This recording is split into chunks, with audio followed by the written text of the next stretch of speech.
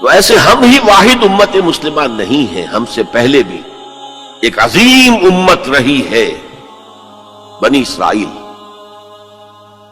وہ حضرت موسیٰ کے امتی تھے، ہم حضرت محمد کے امتی ہیں صلی اللہ علیہ وسلم علیہ الصلوۃ والسلام. انہیں تورات دی گئی تھی، ہمیں قرآن دیا گیا ہے، اور قرآن مجید میں بار بار آتا ہے کہ اہل ایمان جس طرح قرآن پر ایمان رکھتے ہیں ایسے ہی تورات اور انجیل پر بھی ایمان رکھتے ہیں.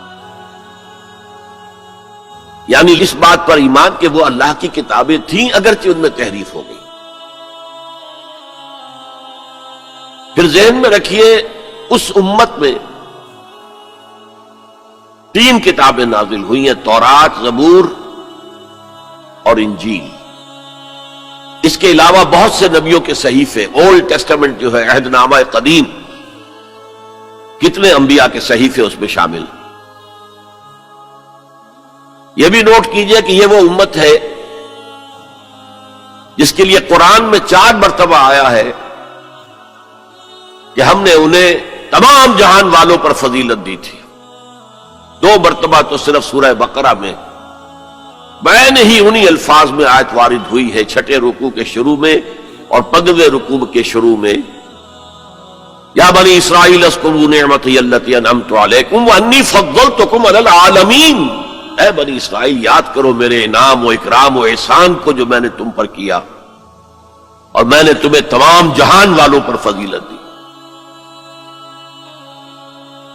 پھر جب سے یہ ایک امت کی شکل میں آئے، اس سے پہلے وہ ایک قوم تھے بنی اسرائیل، 12 قبیلے جو حضرت یعقوب علیہ السلام کے 12 بیٹوں سے چلے. قوم تھے وہ، امت نہیں تھے.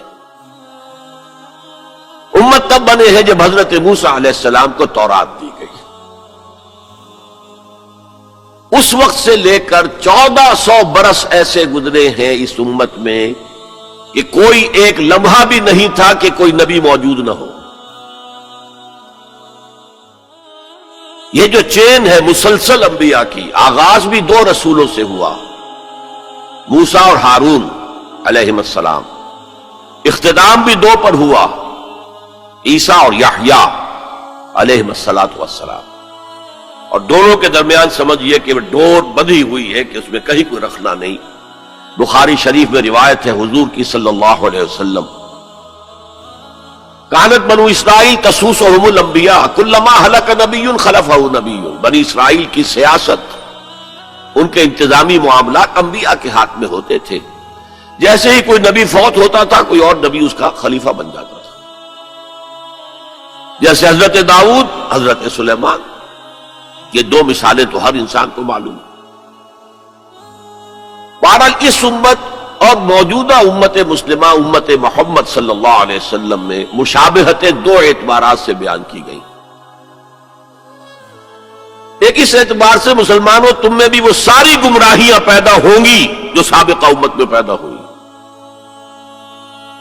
لَتَتَّبِعُنَّ سُنَنَ مَنْ كَانَ قَبْلَكُمْ، تم لازماً پیروی کرو گے ان کے طور طریقوں کی کہ جو تم سے پہلے تھے. حتیٰ کہ اگر وہ گوہ کے بل میں گھسے تھے تم بھی گھسو گے. اور اگر ان میں سے کوئی شقی ایسا اٹھا تھا کہ اس نے اپنی ماں سے زنا کیا تو تم میں بھی کوئی بدبخت ضرور ایسا اٹھے گا جو اپنی والدہ سے زنا کرے گا. تو یہ تو ہے گمراہیوں کا معاملہ، امت کے اندر پیدا ہونے والی اعتقادی اور عملی گمراہیاں. چنانچہ اس کے ضمن میں جو 10 رکوعوں پر مشتمل فرد جرم عائد کی گئی ہے بنی اسرائیل پر سورہ بقرہ میں، 5ویں رکوع سے شروع ہوتی ہے بات اور 15ویں رکوع کے آغاز تک چلتی ہے. اس میں در حقیقت ہم اپنی موجودہ کیفیت کا اس آئینے میں مشاہدہ کر سکتے ہیں. وہ ساری اعتقادی اور عملی گمراہیاں ہمارے اندر پیدا ہوں. ہم تو بخشے بخشائے ہیں، سیغفر لنا، ہم تو اللہ کے محبوب اور چہیتے ہیں، ہمیں تو آگ جہنم کی چھوئے ہی کہ نہیں، چھوئے گی تو گنتی کے چند دن.